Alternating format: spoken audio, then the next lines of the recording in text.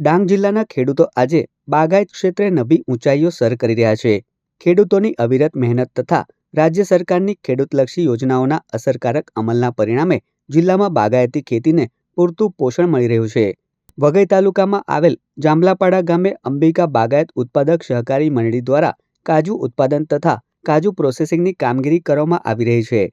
આ મંડળી થકી ડાંગ જિલ્લાના લોકો કાજુની ખેતી તરફ વળ્યા છે અને ઘર આંગણે જ રોજગારી મેળવતા થયા છે। જાંબલાપાડા આવેલ અંબિકા બાગાયત ઉત્પાદક સહકારી મંડળી ખેડૂતોના સહયોગથી કાજુ પ્રોસેસિંગ પ્લાન્ટ ચલાવે છે।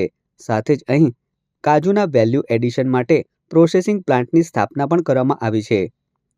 છેલ્લા 20 વર્ષથી આ મંડળીમાં લોકોને સ્થાનિક કક્ષાએ જ રોજગારી મળવાના કારણે તેઓને બહારગામ જવું પડતું નથી। ઉપરાંત તેઓ ઘરના કામ સાથે મંડળીમાં પણ કામ કરી રહ્યા છે। અમે અહીંયા અંબિકા બાગાયત મંડળી સહકારી જાંબલાપાડા માં રહીએ છીએ। અમે અહીંયાથી 10-20 વર્ષથી આ બાગાયત કંપની ચાલુ છે। અમે અહીંયા કામ કરીએ છીએ એટલે અમારે કશે જવાનું જરૂર નથી। અહીંયા જ અમને રોજગારી મળી રહે છે એટલે અમે ઘરનું બી કામ કરીએ છીએ ને અહીંયા આવીએ છીએ। આ સરકાર તરફથી આ મળેલું છે તો ધન્યવાદ। જોકે જાંબલાપાડા ગામમાં જ સરકાર દ્વારા મંડળીની સ્થાપના કરવામાં આવતા સ્થાનિકો ઘર આંગણે જ મંડળીમાં કામ કરીને રોજગારી મેળવી રહ્યા છે।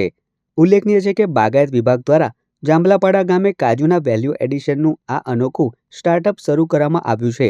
ત્યારે અહીં કાજુના ગ્રેડિંગ, પેકિંગ, સોર્ટિંગ અને પ્રોસેસિંગ કરીને વઘઈ, સાપુતારામાં આવતા પ્રવાસીઓ તેમજ અન્ય લોકોને કાજુનું વેચાણ કરવામાં આવે છે। સાથે જ સ્થાનિક ખેડૂતોને પણ બજાર સક્ષમ ભાવ આપવામાં આવે છે। મંડળી દ્વારા વાર્ષિક 50 લાખ જેટલું ટર્નઓવર કરવામાં આવે છે। નોંધનીય છે કે ટૂંક સમયમાં vibrant Gujarat regional conference Surat ખાતે યોજાનાર છે, જેનાથી પણ સ્થાનિક ઉદ્યોગ સાહસિકોને નવું પ્લેટફોર્મ મળશે। આ સાથે જ તેમના ઉત્પાદનોને એક વૈશ્વિક માર્કેટ મળવાની તકો ખુલશે। ખેડૂતોના કાજુ અહીંયા જે બજારમાં સક્ષમ ભાવ નક્કી થાય તે પ્રમાણે મંડળી નક્કી કરીને મંડળીના કાર્ય વિસ્તારના ખેડૂતોને એ ભાવ મળે તે પ્રમાણે મંડળી ખરીદી કરે અને ખેડૂતોને સક્ષમ ભાવ આપે છે।